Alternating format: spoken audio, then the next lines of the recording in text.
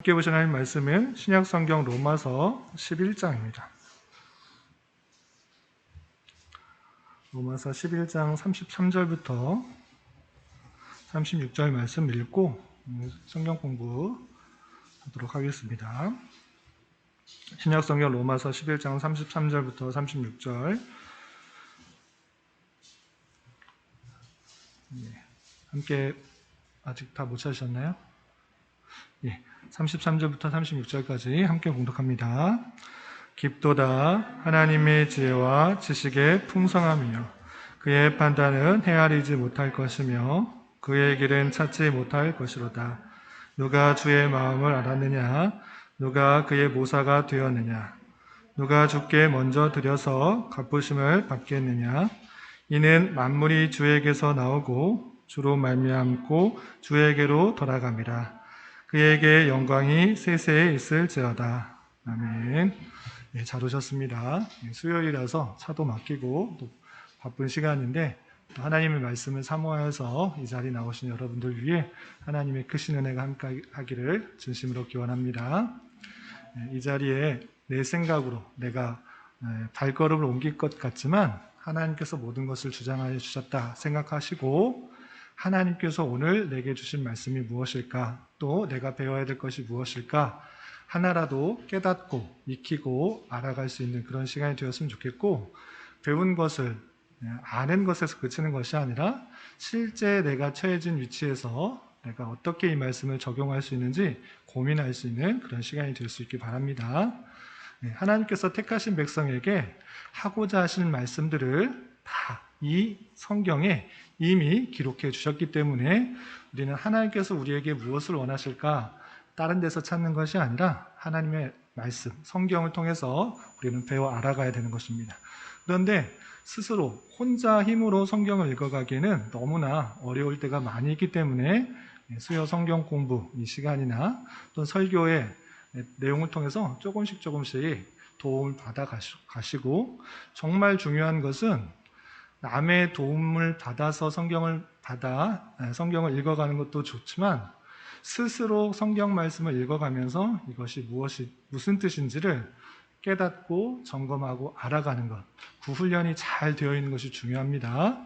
그래서 좋은 설교자 또는 좋은 목회자, 그 목회자에게 귀를 맡기고 신앙생활하면 내가 신앙생활 잘하는 것 같아 보이지만 그것은 내 신앙생활이 아닐 경우가 많이 있습니다.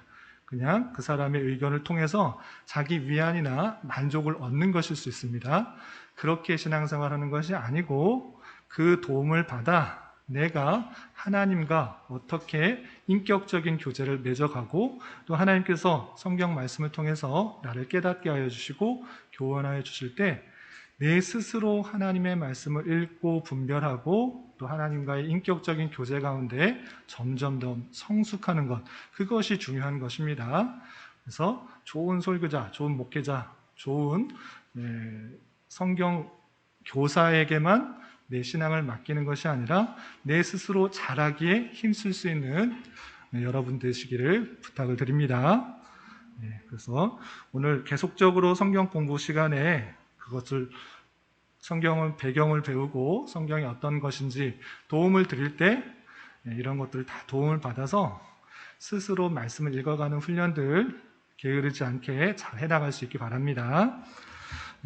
오늘은 로마서 마지막 시간입니다. 지난 시간 2번에 걸쳐서 로마서 배경을 배웠는데 이것도 마찬가지로 로마서 배경, 그냥 배경적인 지식을 알아가는 것이 끝나는 것이 중요한 것이 아니라 이 배경 속에서 하나님께서 사도 바울을 통해서 로마 있는 교인들에게 이런 말씀했을 때 이것의 진정한 뜻이 무엇인가를 잘 배우고 실제 내가 성경을 읽어갈 때 더 깊이 잘 이해할 수 있도록 하는 도구가 될 수 있기를 바라는 것입니다. 그런 시간이 될 수 있으면 좋겠습니다. 그래서 지난 시간 2시간에 걸쳐서 로마서의 배경과 상황들을 살펴봤는데 한번 복습하고 오늘 마지막으로 핵심적인 주제, 내용들이 무엇인지 또 알려주는 것들이 무엇인지 간단하게만 다 하려면 너무 시간이 많기 때문에 핵심적인 몇 가지들만 짚고 넘어가고 나중에 여러분들이 로마서를 읽게 될 때 더 잘 이해할 수 있기를 바랍니다. 복습하겠습니다. 퀴즈식으로 하면 좋을 것 같아서 지난번과 마찬가지로 퀴즈식으로 준비해봤습니다. 자, 로마서의 기록자는 사도 바울, 수신자는 유대인과 이방인을 포함해서 어디에 있는 모든 기독교인죠? 네, 로마입니다. 자, 기록 연대, 이 편지는 바울이 제 몇 차 선교여행, 3차 선교여행 또는 전도여행 때 끝마칠 무렵 기록되었습니다. 그리고 어디에서 기록된 것으로 생각될 수 있다고 그랬죠? 고린도 여집사 갱그레아 교회의 여집사 베베가 전달해 준 것으로 보아 멀리 있는 사람을 시킬 수 없잖아요. 그 근처인 것으로 보아서 고린도에 머물렀을 때 쓴 것으로 생각할 수 있습니다. 우리 알고 있는 것 혹시 하나씩 말해볼까요? 뭐 2개 해도 괜찮아요. 쉬워.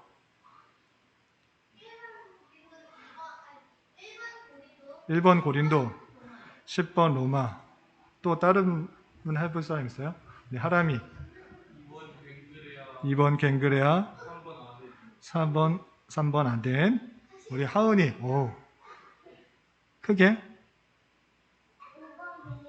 5번 빌립보. 4번 안 했어요?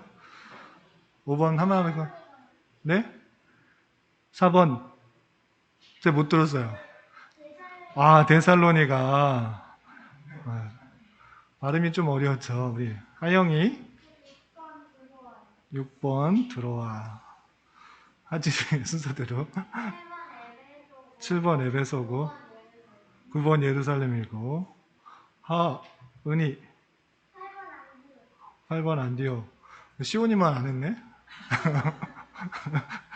예, 하은이가 지도가 취약해요? 그럴 수 있습니다.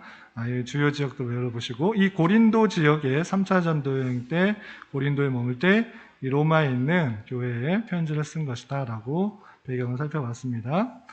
자, 로마에 보낸 편지가 고린도에 얼마 동안 있다가 네? 잠시 아닌데요. 3개월. 예, 3개월, 석 달 동안 있을 때 썼을 것으로 생각하는 것입니다.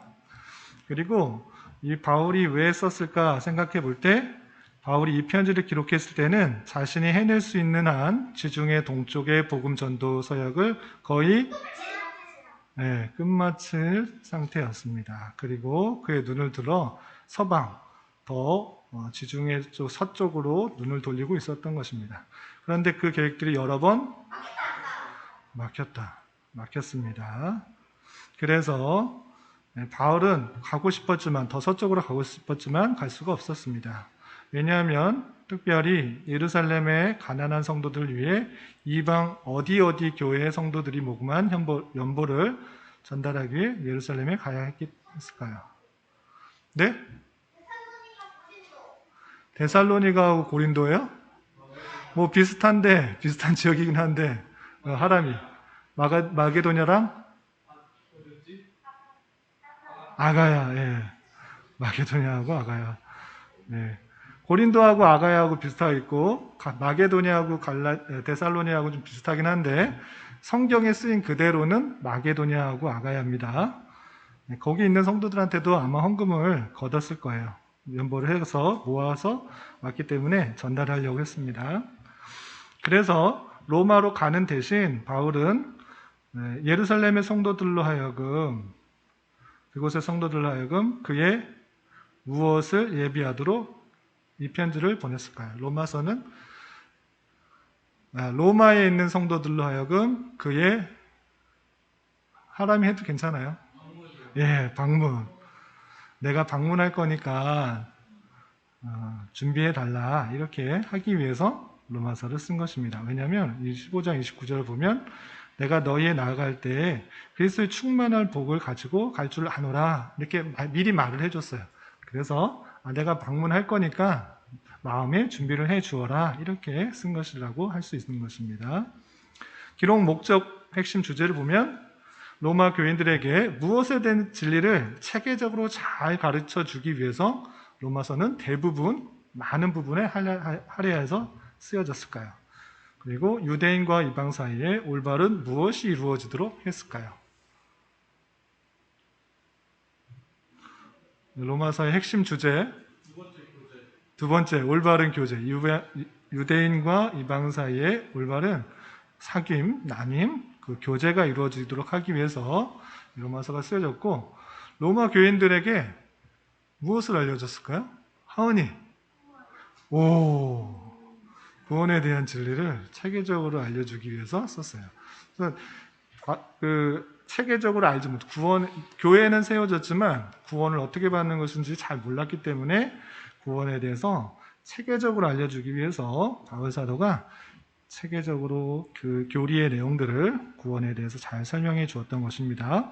자, 로마 교회의 특징이 있습니다. 로마에는 누가 방문하기 전에 벌써 교회가 세워졌죠? 사도 바울이 방문하기 전에 벌써 세워져 있다고 그랬어요. 그래서 사람들이 생각하기에 언제 생겼을 것이다 생각하죠? 네, 오순절 성령 강림식에 그때 예루살렘에 모아있던 로마인들 중에 다시 돌아가서 세웠지 않았을까 이렇게 생각해 봅니다. 우리 성경 찾아봤죠? 거기 로마 오순절 성령 강림 사건 시에 로마에서 온 사람이 있었어요, 없었어요? 네, 있었습니다. 그리고 그 다음 장에 보면 하루에 회심하는 사람들이 3,000명이나 되는데 그 왔던 사람들 중에 없었다, 로마에서 왔던 사람이 없었다라고 생각할 수가 없습니다. 그 중에서도 있었을 것이기 때문에 그 회심한 사람들이 다시 로마에 가서 교회를 세웠지 않았을까 이렇게 생각할 수 있는 것입니다. 그리고 로마 교회의 특징이 있는데 유대인들이 편안하게 잘 떵떵거리면서 살았을까요? 네, 많이 있었음에도 불구하고 거기서 인정받고 있는 사람들이 많이 없었습니다. 그리고 다툼이 있어서 어떤 일들이 있었을까요? 로마 황제였던 글라우디우스가 유대 사람들이 다툼이 있는 것을 보자 유대인들 다 나가라 이렇게 추방령을 내릴 정도로 핍박과 또 탄압들이 없지 않았다라는 것들을 생각해 볼 수 있습니다. 그리고 로마 교회는 사도 바울이 사실상 개인적으로 접촉해 보지 못했지만 바울이 선교 여행을 하는 중에 교제를 나눴던 사람이 적지 않게 있었을 것이다 라고 생각할 수 있습니다. 대표적인 예가 브루스길라와 아굴라, 같이 텐트를 만드는 그런 장막을 만드는 사람인데 같이 동역했던 사람이라고 나오는데 이 사람이 어디 있었는가 라고 쓸 때 로마에 있었다라는 표현이 있었습니다. 그리고 로마 교회의 특징, 로마 교회는 유대인뿐만 아니라 다양한 이방인들이 섞여 있었다. 유대인이 아닌 사람을 다 이방인이라고 그럽니다. 자, 이방인 중에서는 로마서에 나타난 이방인 중에서는 로마인도 있고 그리스인, 헬라인도 있고 아프리카에서 온 사람도 있었을 것이라고 생각하고 야만인 야만인,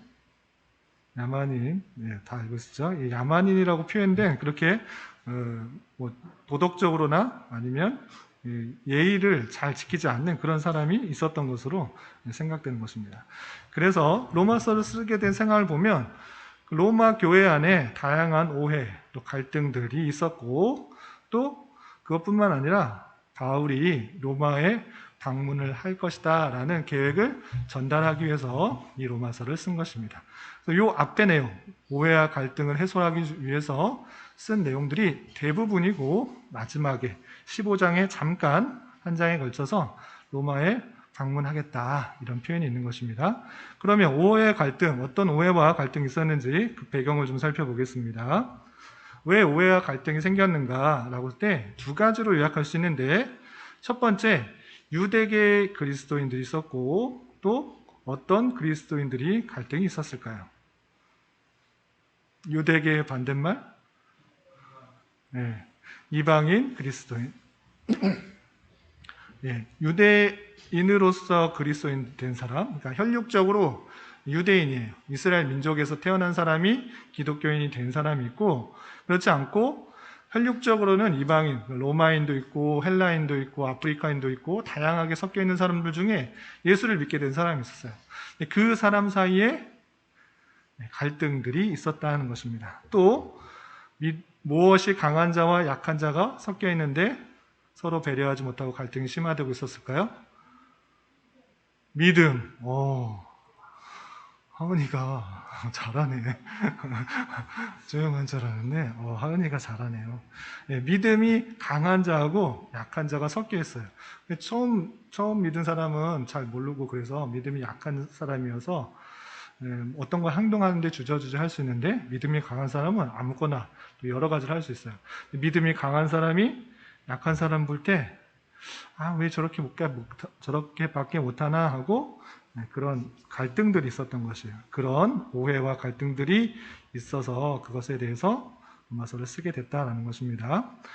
그래서 첫 번째 오해와 갈등 중에서는 구원에 대한 오해, 이게 가장 핵심, 로마서의 핵심인데 구원에 대해서 오해를 하고 있었습니다. 그래서 믿음에 의한 구원 방식을 이해하지 못하고 무엇에 따라서 구원을 얻는다고 생각했을까요? 행위. 교환 보고 하는 거예요?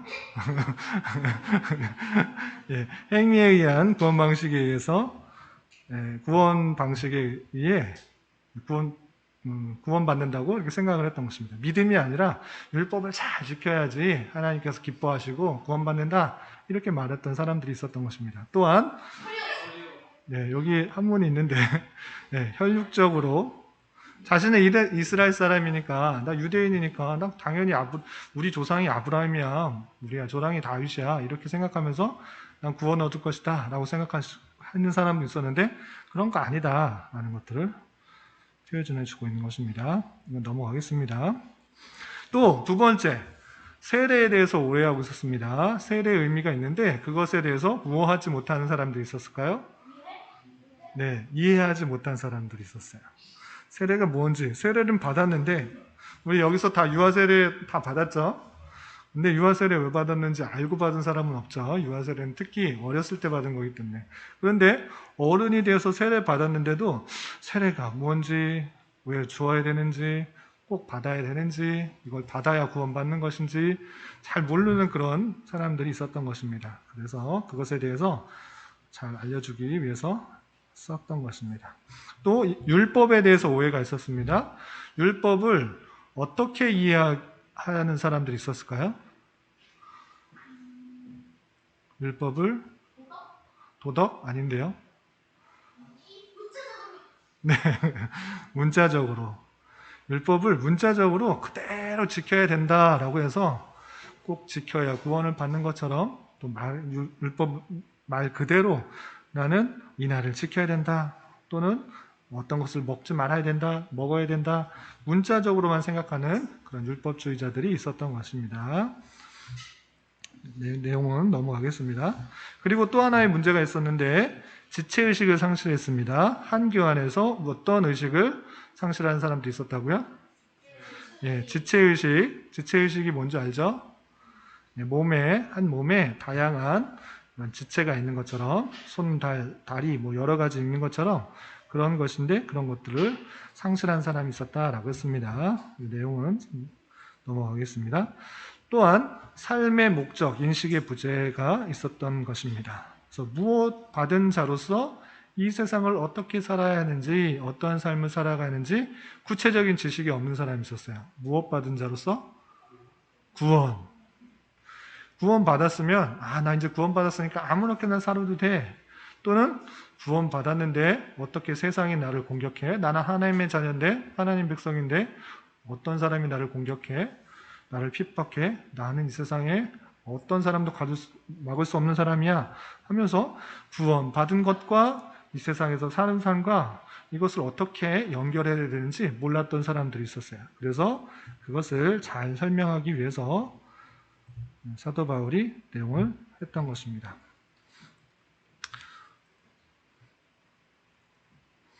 그리고 로마서에 방문할 계획을 15장에 걸쳐서, 한 장에 걸쳐서 표현하고 있습니다. 로마에 몇 번 가려고 했지만 막혔을까요? 네. 로마에 5번. 5번인지 몰라요. 그냥 여러 번 막혔다 이렇게 돼 있어요. 로마에 가려고 했다는 그런 마음을 알 수가 있고요. 그리고 막혔는데 이 지방에서 이제 일할 곳이 없고 여러 해 전부터 어디로 갈 때 너희에게 가려고 했다라고 표현됐을까요? 어디로 갈 때? 서바나가 어디라고요? 스페인으로 갈 때 그냥 가는 것보다 중간에 있는 로마 들렸다가 가려고 했다 이렇게 표현하고 있습니다. 그리고 그 이유가 무엇이냐면 먼저 너희 로마 교회 성도들과 사귀면서 기쁨을 가진 후에 누가 그리로 보내주길 바라고 있다고요? 너희가. 네, 사도 바울이 돈이 많아서 막 이렇게 여행 다니는 사람이었을까요? 아니었어요. 돈이 많이 해서 누가 후원을 많이 해줘서 어떤 큰 사업가가 또는 왕이 또는 황제가 돈을 대주면서 너 이쪽 저쪽 다니면서 복음 전해라 이렇게 했던 사람 전혀 아니에요. 그럼에도 불구하고 자기는 텐트를 만들면서 장막을 만들어가면서 그것으로 돈을 모아서 또 여행 자금을 하고 먹을 거 사 먹고 어떤 도움도 그렇게 받지 않았어요. 그래서 로마에 가서 서로 사귐을 가진 다음에 로마에 있는 성도들이 내가 기회가 되면 또 마음이 동해주면 스페인으로 가서 서바나로 가서 복음 전할 때 너희가 그네로 보내주려라. 후원금을 받아서 선교사님 여기 갈 때 식사라도 하십시오. 또 여행 자금 좀 하십시오. 라고 그렇게 보내주기를 바란다라고 미리 넌지시 알려준 거예요. 그래서 나 스페인 가려고 하는데 너희 들릴 거다. 그러니까 너희도 사귀고 기쁨을 가진 후에 너희가 나 좀 그리로 보내주어라. 이렇게 표현해주고 있는 것입니다. 그러나 바로 그렇게 간 것이 아니라 마게도냐와 아가야 사람들이 가난한 자들을 위하여 연보한 것을 전달하기 위하여 어디로 갈 예정이다라고 표현했죠? 예, 예루살렘. 마게도냐와 아가야, 고린도 그 사람들이 예루살렘의 가난한 성도를 위해서 넉넉하게, 풍성하게 헌금을 했어요. 근데 갖고 예루살렘에 안 가고 로마로 가면 안 되겠죠. 그래서 예루살렘에 주고 나서 어떻게 하겠느냐? 일을 마치고 너희에게 들렀다가 어디로 간다? 마게도냐? 로마에 들렀다가 여기 서바나 스페인으로 갈 것이다 라고 표현한 것입니다. 그래서 내가 이런 계획을 갖고 있으니까 미리 알아두어라 이렇게 표현하면서 서바나와 또 로마에 하나님의 말씀을 잘 전하고 교회를 잘 세우기 위해서 이런 계획을 갖고 있다라고 알려주기 위해서 로마서를 쓰게 되었다라고 했습니다. 여기까지 혹시 궁금한 거 있어요? 정리가 좀 되세요? 이해가 되시죠? 그렇다면 실제 그 갈등과 오해 속에서 이 바울 사도는 어떻게 말했을까? 시온이 뭐 질문이에요?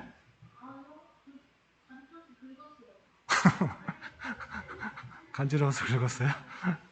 예, 로마서를 쓰게 된 상황 더 많이 읽고 자세하게 하면 너무 복잡할 것 같아서 6가지로 정리를 해봤습니다. 오해와 갈등 가운데 있는 5가지 구원에 대한 오해, 세례에 대한 오해, 율법에 대한 오해, 또 지체는 뭐죠? 지체의식을 상실했던 그런 모습들, 또 삶의 목적과 인식을 부재했던 모습들, 그리고 로마를 방문할 계획이 담겨있는 책이다.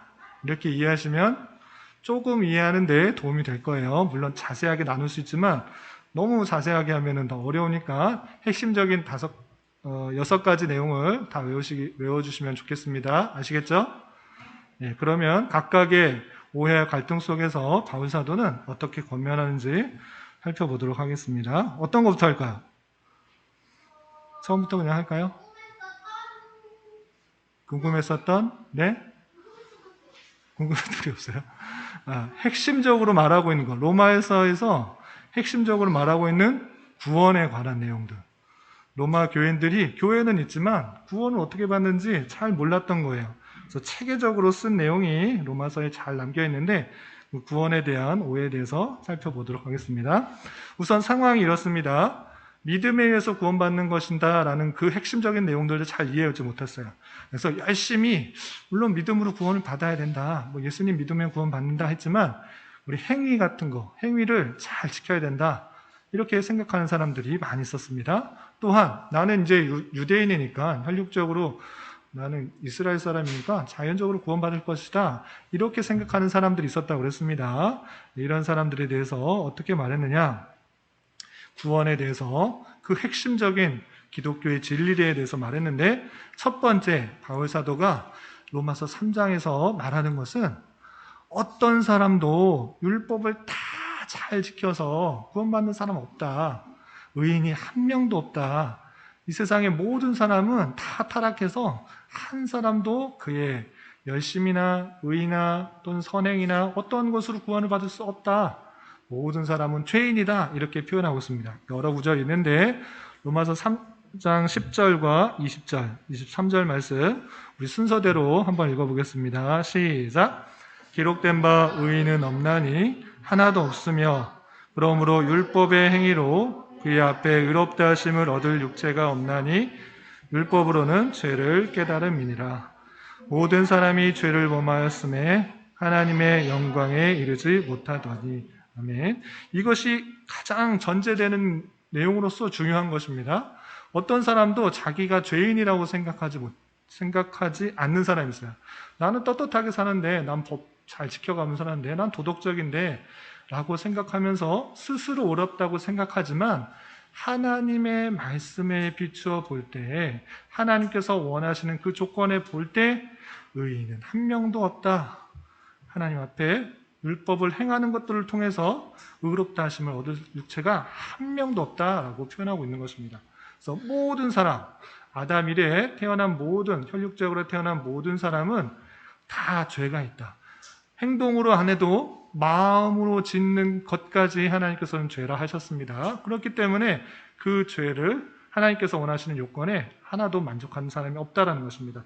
그래서 하나님의 영광, 하나님의 의로움, 하나님의 구원에 스스로 갈 수가 없다라고 표현하고 있는 것입니다. 그렇다면 율법은 뭐냐?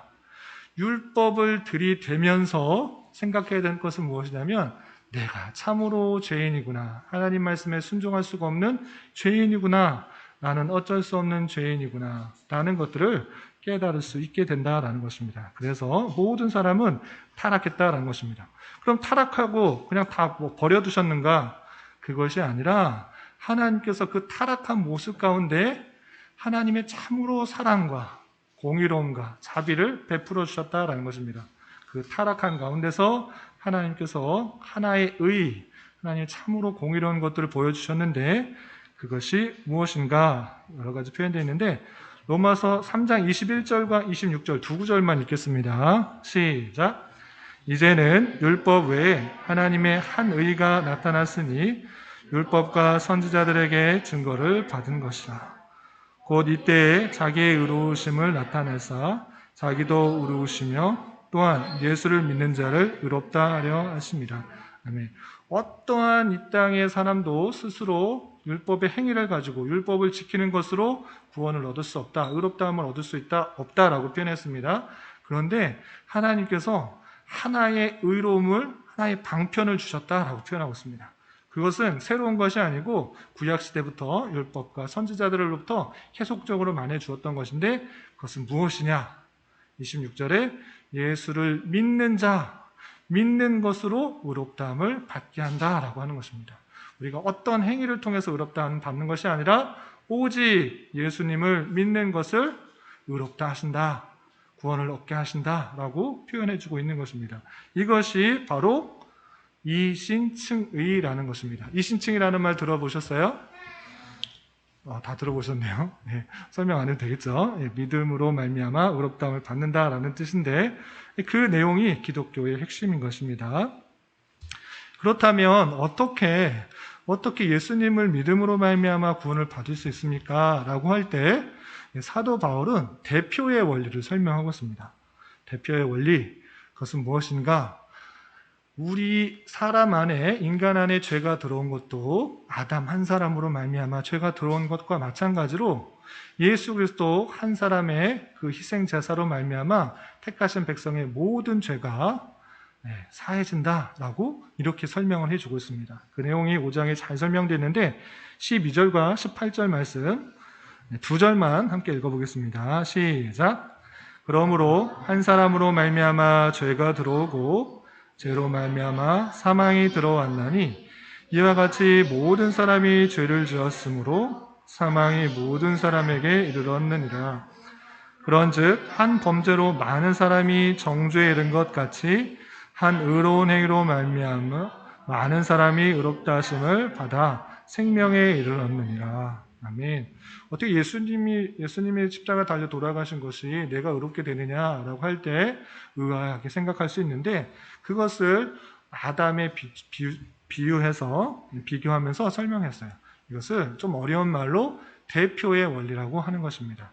아담이 죄 지었지 내가 죄 지었습니까? 하나님, 왜 내가 죄 짓지도 않았는데 왜 내가 죄인이라고 합니까? 라고 하는 것이 아니라 인류의 대표로서 아담이 있는데, 아담이 죄를 지음으로 말미암아 그 모든 아담의 후손이 죄가 들어오는 것과 마찬가지로 이제 예수 그리스도의 그 의로운 행위, 십자가에 달려 돌아가서 죄의 형벌을 받으신 그 사건으로 말미암아 하나님의 택하신 백성이 다 의롭게 되는 것이다. 다 대표로서 예수 그리스도가 형벌을 받을 것이다. 죄의 사함에 죄의 값을 치르신 것이다. 이렇게 표현하고 있는 것입니다. 그래서 대표의 원리로서 하나님의 택하신 백성들, 믿는 자들이 다 죄가 사해진다. 이렇게 체계적으로 잘 설명해주고 있는 것입니다. 여기까지 이해가 되세요? 네.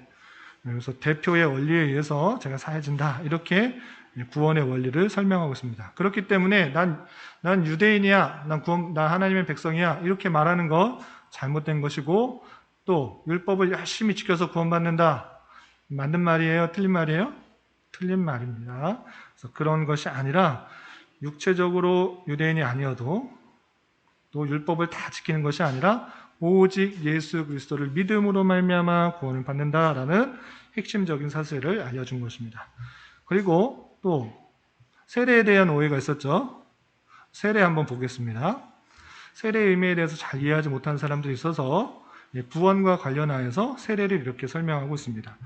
6장 3절부터 9절까지 쭉 있는데 다 읽으면 시간상 어려우니까 여기 스크린에 있는 것을 보고 또는 교환에 있는 내용을 읽어보도록 하겠습니다. 시작. 그리스도와 합하여 세례를 받은 우리는 그의 죽으심과 합하여 세례를 받은 줄을 알지 못하느냐?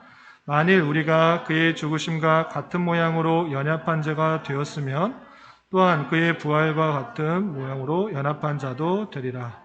만일 우리가 그리스도와 함께 죽었으면 또한 그와 함께 살 줄을 믿노니 이는 그리스도께서 죽은 자 가운데서 살아나셨음에 다시 죽지 아니하시고 사망이 다시 그를 주장하지 못할 줄을 알미노라. 오타가 많이 있네요. 이해해 주시기 바랍니다. 세례를 받는 이유가 무엇인가 라고 했을 때는 물론 세례를 받아서 구원받는 것이 아닙니다. 내가 예수 그리스도를 믿는다는 표현으로 세례를 받는 것입니다. 이해가 되시죠? 세례를 받은 것은 또 행위가 되기 때문에 행위를 통해서 구원받는 것은 아닙니다. 그럼에도 불구하고 세례를 받는 이유가 무엇인가 라고 했을 때는 내가 믿음으로 말미암아 구원을 얻었다, 믿음으로 말미암아 다시 태어났다라는 것들을 많은 사람들에게 내 신앙을 알려주는 표시예요. 그런데 그 세례를 왜 받는지도 모르고 그냥 세례를 받는 거예요. 그래서 세례는 무엇이냐?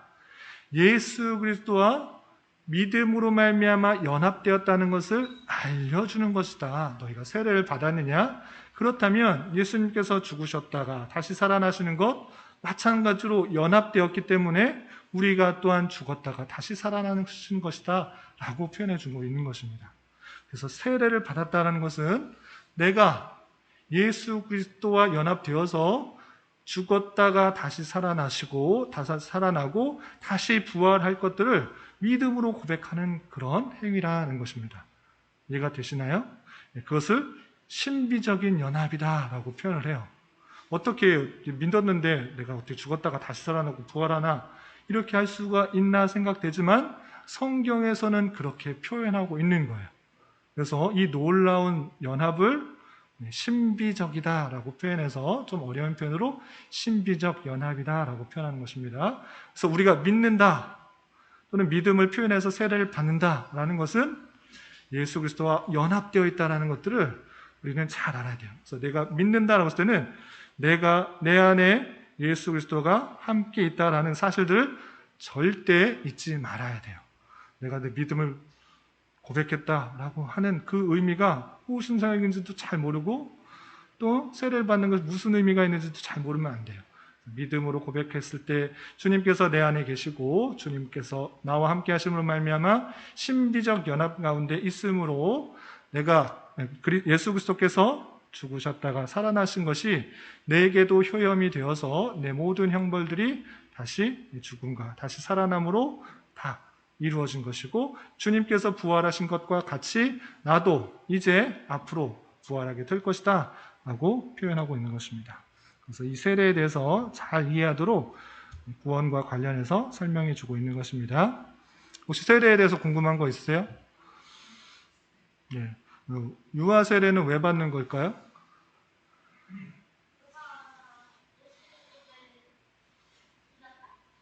내가 예수님을 믿었다? 이거 설명하면 길어지는데 설명할까요? 그냥 넘어갈까요? 다음에 할까요? 네. 설명해 줄까요?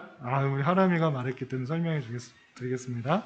어린아이는 유대인들은 난지 8일 만에 할례를 받고 또 그것을 전통을 이어서 어렸을 때 유아세를 줬습니다. 그것에 맞춰서. 그런데 원래 세례는 아까 말한 것처럼 자기가 예수 그리스도를 믿음으로 말미암아 연합된 것들을 본 사람들에게 알려주기 위해서 세례를 준다 이렇게 표현했잖아요. 그런데 아이는 1살 된 아이, 2살 된 아이, 그 아이가 자기 믿음을 표현할 수 있을까요? 제대로 이해하지도 못할 텐데 그런데 왜 유아세를 주는가라고 했을 때는 구약에도 분명히 하나님의 택하신 백성의 표로서 할례라는 것을 주었습니다. 할례는 뭔지 아시죠? 난지 8일이 되면 하나님의 백성이라는 것들을 알려주기 위해서 남자의 어린 아이의 남자의 생식기를 자르는 그런 예식을 했던 것입니다.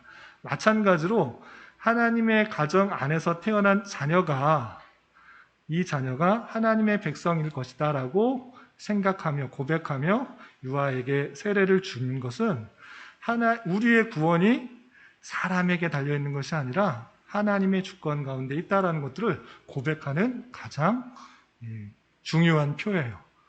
무조건 믿어야 고백해야 되는, 믿음으로 말미암아 내 믿음으로 말미암아 구원을 이룬다라고 했을 때는 유아세례를 인정하지 않습니다. 대표적으로 감리교나 이런 데서는 유아세례를 인정하지 않아요.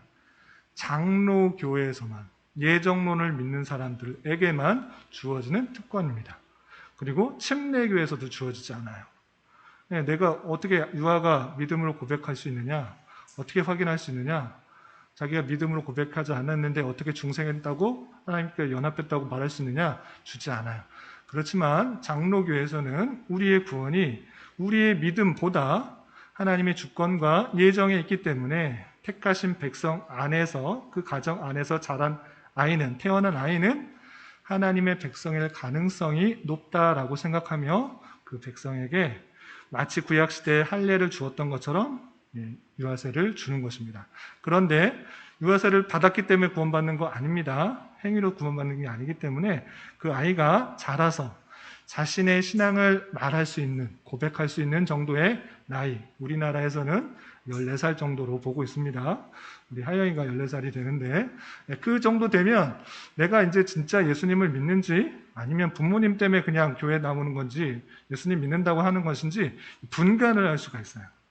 그때 되면 확실하게 물어서 내가 정말 예수님을 믿고 연합된 자로서 죄사함을 얻고 또 중생, 거듭났다라는 것들을 인식할 수 있는 나이가 되었기 때문에 많은 사람들 앞에서 입교라는 의식을 통해서 세례 교인으로서의 자격이 주어지는 것입니다. 이해가 되시나요? 그렇게 장로교에서는 유아세례를 하나님의 주권과 예정 가운데 택하심이 있다라는 것들을 고백하기 때문에 유아에게도 세례를 주는 것입니다. 그래서 세례는 믿음을 고백하는 것의 외적인 표로서 믿음으로 말미암아 예수 그리스도와 연합되어서 예수 그리스도께서 행하신 모든 유익들을 내가 취할 수 있다라는 것들을 고백하는 행위인 것입니다. 이해되시죠? 다음, 율법에 대한 오해가 있는데 율법의 이해 한번 보겠습니다. 율법의 오해. 아까 문자적으로 이해하여서 음식을 섭취하는 것고 또 나를 지키는 일에서 혼돈을 일으키는 사람이 있었습니다. 그래서 이 우상 제물을 드렸던 고기를 먹네 마네 식물을 먹어야 된다는 그런 말을 하면서 서로 비난하고 또 정죄하고 그런 사람이 있었고 또 안식일을 지켜야 되고 여러 가지 절기들을 지켜야 된다. 꼭 그대로 지켜야 된다. 이런 것들을 주장하면서 사람들 가운데 논쟁과 다툼들이 많이 있었습니다. 그래서 이 율법을 할 때 어떤 것을 지키느냐 안 지키느냐 이 말씀대로 해야 되느냐 어디까지 지켜야 되느냐 이런 것들이 중요한 것이 아니라 무엇이 중요하느냐라고 했을 때 그 율법은 아까서 말한 것처럼 하나님의 말씀대로 전체 다 지킬 수 없는 죄인이구나를 판단하는 도구로 쓰인다라는 것입니다. 그리고 그 율법은 내 자신이 죄인이다라는 것들을 판단하는 도구가 돼야지 남을 판단하고 정죄하는 도구가 되면 된다, 안 된다? 안 된다. 율법을 가지고 너 지켰느냐 못 지켰느냐, 너 왜 주일 성수 안 하냐, 너 왜 이렇게 새벽기도 안 나오냐, 또는 왜 남을 사랑하지 않고 남을 위해서 헌금하지 않고 돕지 않느냐, 남에게 잣대를 대라고 있는 것이 아니라 나는 왜 이렇게 주일 성수를 하지 못할까, 나는 왜 이렇게 새벽기도를 하지 못할까, 나는 왜 이렇게 헌신하지 못할까, 봉사하지 못할까, 나를 판단하는 도구로 내가 참으로 하나님 앞에 죄인이구나라는 것들을 깨닫는 도구로 사용해야지 남이 지키건 못하건 못 지키건 이런 걸 판단하고 그것을 잘 지켰다고 생각하면서 내가 의롭다, 남은 못한다 이렇게 정죄하지 말라 이렇게 표현하고 있는 것입니다. 그 내용이 쭉 있는데 몇 구절만 읽어보겠습니다. 로마서 14장 3절 4절 함께 봉독합니다. 시작. 먹는 자는 먹지 않는 자를 업신이 여기지 말고 먹지 않는 자는 먹는 자를 비판하지 말라. 이는 하나님이 그를 받으셨습니다. 남의 하인을 비판하는 너는 누구냐? 그가 서 있는 것이나 넘어지는 것이 자기 주인에게 있음에 그가 세움을 받으리니 이는 그를 세우시는 권능이 주께 있습니다. 3절 4절 보면 3절에 보면 그 고기 우상에게 제물로 드렸던 고기 이거 먹느냐 마느냐 갖고 너 믿음 있느냐 없느냐, 너 진짜 신앙 있느냐 없느냐, 어떻게 우상을 바친 것들을 먹느냐 이런 것들을 갖고 업신 여기고 또 이러지 말라, 비판하지 말라. 그도 또한 하나님께서 받으셨다라고 표현하고 있는 것입니다. 그래서 그 먹는 것을 먹었기 때문에 또는 안 먹었기 때문에 내 신앙이 더 좋아, 내가 다 하나님 말씀 잘 지켰어 이렇게 의롭게 생각하지 말고 그도 또한 하나님께서 받으신, 나도 죄인이고 그도 죄인인데 그도 받으셨다 이렇게 표현하고 있는 것입니다. 그래서 남을 비판하고 판단하지 말라라고 표현하고 있는 것입니다. 또한 날의 표현도 이렇게 표현하고 있습니다. 6절부터 10절까지 길게 되어 있는데 다 읽기는 시간이 제한되니까 스크린에 있는 내용들만 함께 읽어보겠습니다. 시작. 나를 중히 여기는 자도 주를 위하여 중히 여기고 먹는 자도 주를 위하여 먹으니 이는 하나님께 감사함이요 먹는 주를 위하여 먹지 아니하며 하나님께 감사하느니라. 내가 어찌하여 내 형제를 업신이 여기느냐? 우리가 다 하나님의 심판대 앞에 서리라. 여기다가 좀 많이 있네요. 먹든지 또 나를 잘 지키든지 율법 그대로 문자적으로 지켰으니 난 의롭다 이렇게 생각하지 말고, 남을 판단하지 말고 생각하지 말라, 업신이 여기지 말라. 다 하나님 앞에 서면 다 거짓되고 또 죄인이고 불쌍한 자이지 누가 잘 지켰느냐 못하느니 그런 거 갖고 갈등 일으키지 마라. 하나님께서 그 마음을 하시고 또 그 마음을 지켜주실 때 그 하나님께서 다 받으신 자이시기 때문에 율법을 가지고 남을 판단하는 도구, 정죄하는 도구가 아니라 내 자신의 죄를 깨닫는 도구로서 여기고 늘 하나님께 감사함으로 나아가야 될 것이다. 이렇게 말씀해 주고 있는 것입니다. 이해가 되시죠? 그래서 율법은 남을 판단하는 도구로 쓰면 된다, 안 된다? 안 된다. 누구 내 동생 또는 오빠, 누나 또는 집사님, 권사님, 목사님, 왜 이렇게 말씀대로 못 살아갑니까? 이렇게 지적할 수도 있지만 다 그렇게 못 살아가는 죄인들입니다. 그래서 판단하고 정죄하기보다는 안타깝게 여기고 내 자신을 판단하는 도구로 사용해야 될 것입니다. 또 지체, 아까 뭐였죠? 지체의식을 상실했다 그랬죠? 지체의식. 한 교회 안에서 지체의식을 상실한 사람들이 있었습니다. 이럴 때 어떻게 말했는가? 로마서 12장 5절부터 13절까지 쭉 있는데 많으니까 우리 그 스크린에 나와 있는, 교환에 나와 있는 그 내용만 한번 읽어보겠습니다. 시작. 이와 같이 우리 많은 사람이 그리스도 안에서 한 몸이 되어 서로 지체가 되었느니라. 우리에게 주신 은혜대로 받은 은사가 각각 다르니 혹 예언이면 믿음의 분수대로, 혹 섬기는 일이면 섬기는 일로, 혹 가르치는 자면 가르치는 일로 손 대접하기를 힘쓰라. 아멘. 많은 내용이 있는데 핵심적인 내용은 무엇이냐면 하나님께서 각각의 다른 은사와 달란트를 주셔서 한 몸에 다른 지체가, 여러 지체가 있는 것처럼 눈이 있고 코가 있고 손이 있고 발이 있고 손가락이 있고 다 다른 것처럼 각각 다른 은사를 주셨기 때문에 남이 이거 못한다고 비판하고 말고 비난하지 말고 또는 남이 저런 거 한다고 부러워하지 말라라는 것입니다. 그리고 전체가 다 한 가족이요 한 몸이다라는 생각들을 잊지 말아야 돼요. 그래서 저마다 모습이 달라요. 우리 하람이 다르고 하은이 다르고 하영이 다르고 하진이 다르고 하기엄이 다르고 시온이 다 다른 거예요. 비슷한 면이 없지 않지만 각각의 특징이 다 달라요. 그런데 나는 왜 이렇게 저 사람처럼, 저 형처럼, 저는 저 누나처럼 공부를 잘 못할까, 영어를 잘 못할까, 그림을 잘 못할까, 잘 못 그릴까, 또는 여러 가지 못할까, 이렇게 생각하는 것이 아니라 내가 가진 은사는 무엇일까? 내가 가진 달란트는 무엇일까? 그것을 생각할 줄 알아야 돼요. 저 형, 저 누나 또는 저 동생은 이런 것을 가지고 있지만 내가 가진 은사는 무엇일까? 내게 주신 달란트가 무엇일까? 그것을 생각해 보면서 그것을 잘 활용하여서 주님의 교회를 더욱더 든든히 튼튼하게 세워나가야 되는 것이에요. 하나님께서 똑같이 공부 잘하고 똑같이 운동 잘하고 이렇게 주시지 않으셨어요. 각각의 다른 모습으로 섬길 수 있도록 했던 것입니다. 그렇기 때문에 절대로 남의 모습을 부러워하거나 시기하거나 질투하면 된다, 안 된다? 안 돼요. 하나님께서 내게 해주신 것이 무엇인지를 잘 생각해야 돼요. 여기 다 있어. 제 몸이 이렇게 있는데 몸에 있는 것 중에 나는 왜 머리카락으로 되었을까? 나는 손처럼 또는 발처럼 눈처럼 멋있었으면 좋은데 왜 나는 머리카락으로 태어나서 왜 이렇게 이상할까? 왜 이렇게 까말까? 그런데 머리카락이 하나도 없어지면 보기 좋아요? 안 좋아요?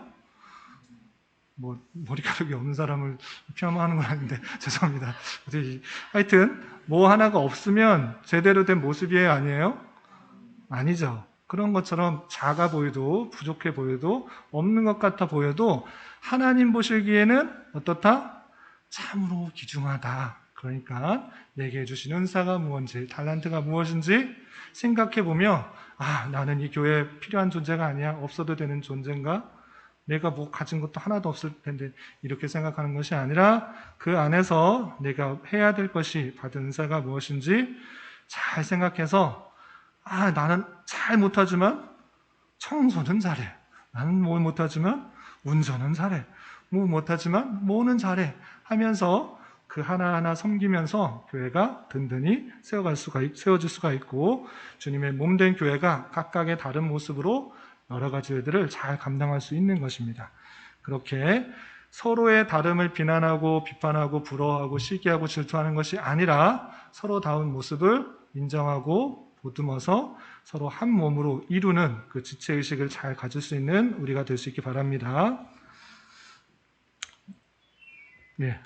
마지막으로 삶의 목적과 바른 인식의 부재가 있습니다.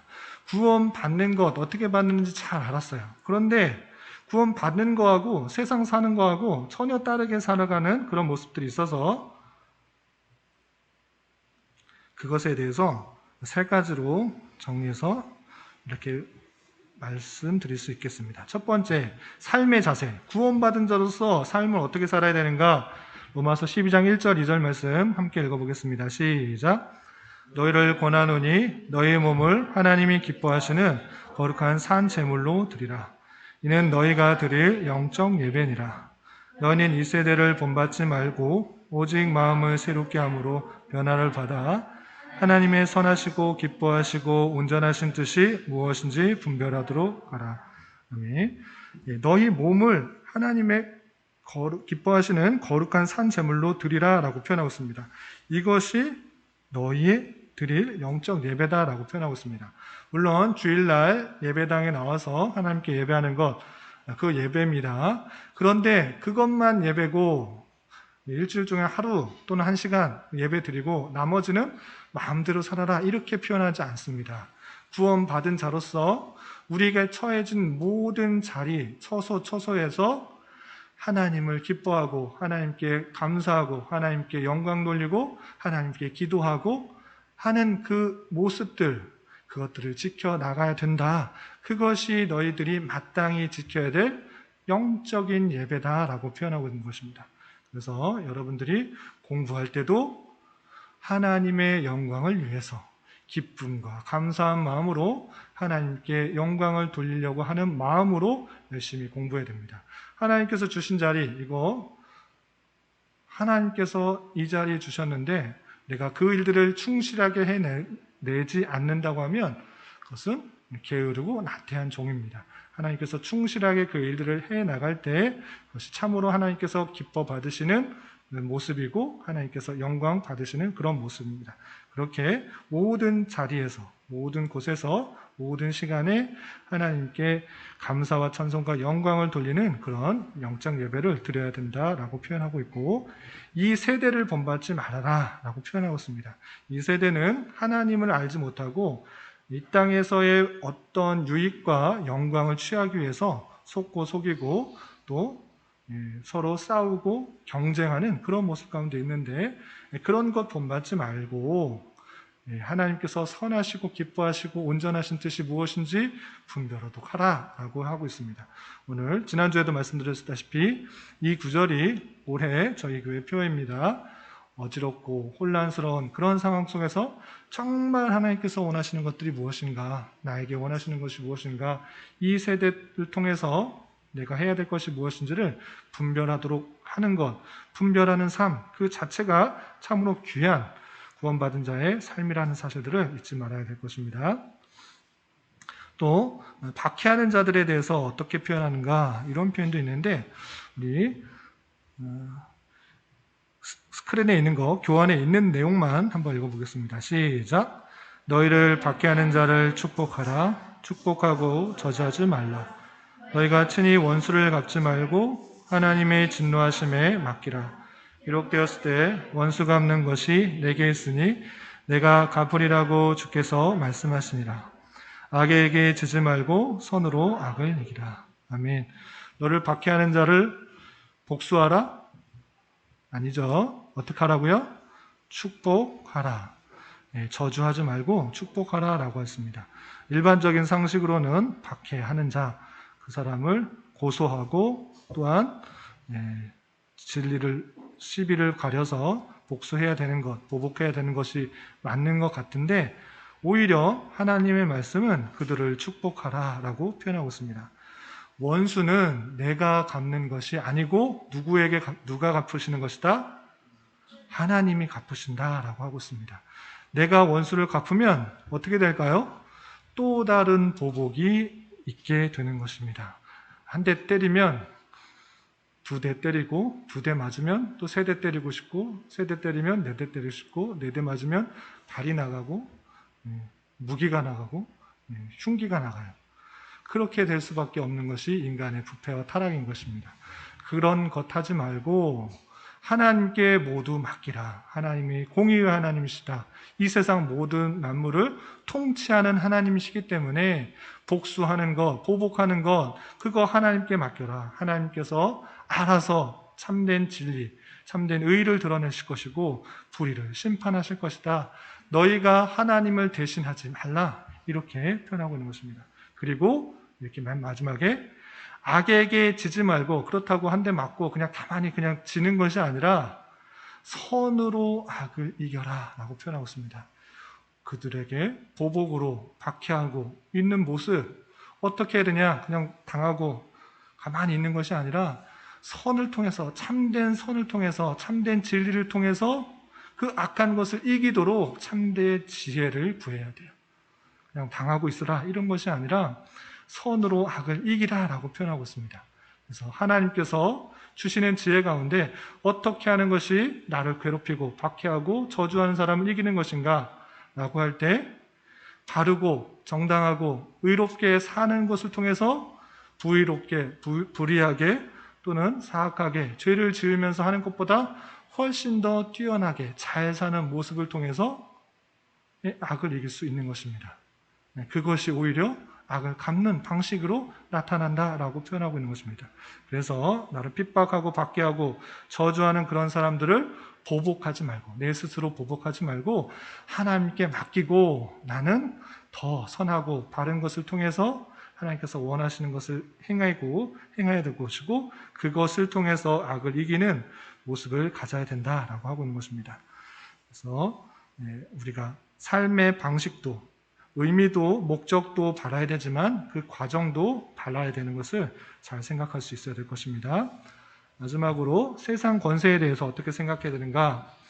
네, 로마서 13장 1절 2절 함께 봉독하겠습니다. 시작. 각 사람은 위에 있는 권세들에게 복종하라. 권세는 하나님으로부터 나지 않음이 없나니 모든 권세는 다 하나님께서 정하신 바라. 그러므로 권세를 거스르는 자는 하나님의 명을 거스름이니 거스르는 자들은 심판을 자취하리라. 아멘. 모든 권세, 위에 있는 모든 권세는 하나님께서 다 주신 것이다. 하나님 없이, 하나님 모르게 그냥 어쩔 수 없이 나타난 권세가 아니다라고 표현하고 있는 것입니다. 심지어 악한 권세일지라도 하나님께서 그 권세 가운데 청하셨다라고 표현하고 있는 것입니다. 그래서 그 모든 권세에 순복할 줄 알아야 되고, 그 권세가 악해지지 않도록 끊임없이 바른 것이 무엇인지를 바른 방편으로, 악에게 지지 말고 악에게 선으로 이기라 라고 한 것처럼, 악한 권세들이 악한 명령들을 할 때 물론 순종해야 되지만 그들이 잘못된 것이 어떻게 하면 바르게 바뀌어질지를 고민하며 드러내는 것이 중요한 것입니다. 악하게 온다고 해서 칼과 무기와 총과 칼을 들고 그렇게 보복하고 달려드는 그런 방식이 아니라 평화적인 방식, 의로운 방식, 합리적인 방식, 진리가 잘 드러나는 방식이 무엇인지를 고민하며 기도하며 대처하는 것이 마땅하다라고 하는 것입니다. 그래서 위에 있는 권세, 위정자들, 정치인들 뿐만 아니라 바로 위에 있는 권세, 부모님을 주신 권세, 형, 언니, 오빠가 먼저 태어난 그것도 하나님께서 다 권세를 주신 것입니다. 그래서 그 권세에 마땅히 순복하고 따르는 것, 형의 대우를 하고, 누나의 대우를 하고, 오빠의 대우를 하고, 부모의 대우를 하고, 윗사람의 대우를 하는 것, 그것도 하나님께서 정해주신 권세이기 때문에 따르는 것이 마땅하고, 그것을 하나님께서 주신 질서 가운데 이해해야 될 것입니다. 위에 있는 권세가 올바로 행동할 수 있도록 늘 기도하고 힘써야 되는 것입니다. 이렇게 세상 권세에 대해서 비난과 비판과 또는 보복 가운데 반발만 하지 말고 그들이 온전히 살아갈 수 있도록, 온전히 권세를 행할 수 있도록 끊임없이 기도하는 것이 마땅한 바다, 로마서에서 표현하고 있는 것입니다. 이렇게 알려졌습니다. 이 방문 계획은 아까 했던 게 다입니다. 네, 다시 안 해도 되겠죠? 네. 혹시 궁금한 거? 없으시죠? 네. 물론 더 자세한 것들 많이 있는데 그거 하나 보면 로마서만 해도 뭐 1년을 할 수도 있고 몇 달 할 수가 있기 때문에 그렇게 안 하고 핵심적인 것들만 살펴보았습니다. 그래서 여러분들 구원, 세례, 율법, 지체, 삶, 방문 있는데 우리가 지난번 외운 것처럼 한 자씩 따서 외우면 좋겠는데 혹시 저보다 머리가 훨씬 더 좋아서 이것을 잘 외울 수 있는 친구가 있는 분 있으면 알려주시면 서로 좋을 것 같아요. 혹시 생각해 놓은 거 있으세요?